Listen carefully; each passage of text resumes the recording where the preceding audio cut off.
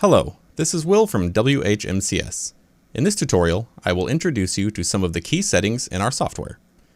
The General Settings area is where you can change the vast majority of WHMCS settings.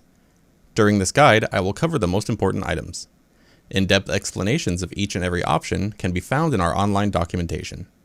The relevant documentation links are available in the description below the video.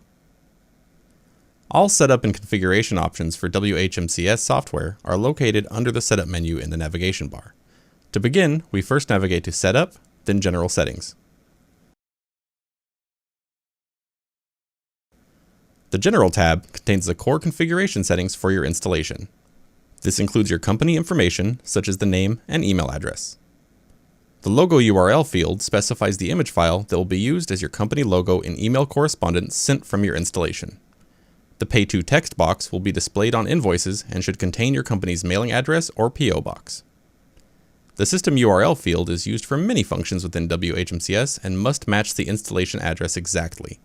You should enter the URL that you use to access your installation in this field. We recommend always using SSL whenever possible, so the URL should begin with HTTPS. The template dropdown allows you to change the default theme WHMCS uses for the client area. Once an additional theme has been created, it will appear in this list for selection.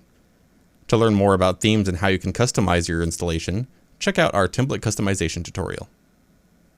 The Friendly URLs area allows you to change the URLs used throughout WHMCS to a more search engine friendly format. Up next is the Localization tab, which contains options for the system character set, date formatting, country, and language. On this page, you can also toggle the language menu, which allows visitors to choose the language they prefer, as well as enable phone number automatic formatting for consistency. The Ordering tab allows you to control the ordering process, such as choosing an order form template, requiring clients to indicate they have read your terms of service, and deciding what happens when an order is placed.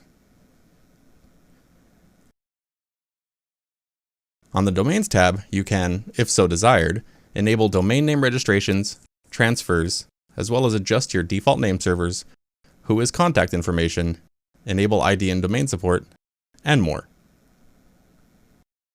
The Mail tab contains settings used for all emails sent via WHMCS.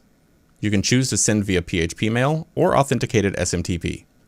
To send via SMTP, simply select it via the Mail type dropdown and enter the server information in the fields below. When sending via PHP mail, these fields are not required.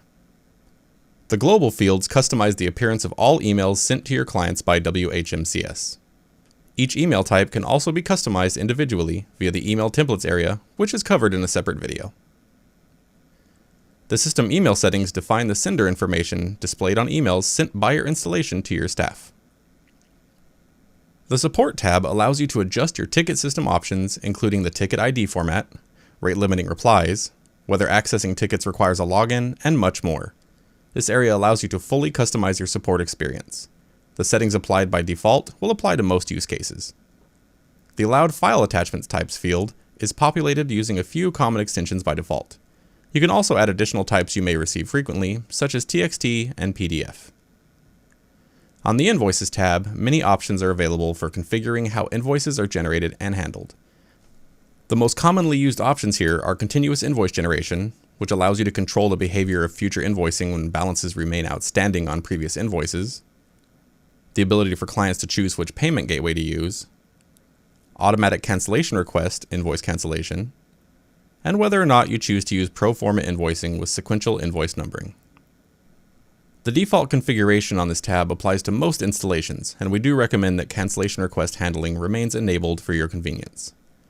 You can also specify late fees, which credit card types to accept, and your invoice number settings. The Credit tab allows you to enable or disable the credit system within WHMCS, as well as adjust the minimum and maximum credit deposits that can be added in a single transaction, and the maximum credit balance that can be added by the client. This area also allows you to configure whether credits are used automatically for invoice payments and how downgrade price differences are handled. The options under the Affiliate tab are used to configure the affiliate settings should you choose to offer this system to your clients. You can adjust the commission percentages, bonuses, minimum payments, delays, and customize affiliate links. The Security tab includes many settings for securing your installation and is covered in our Securing Your Installation video tutorial.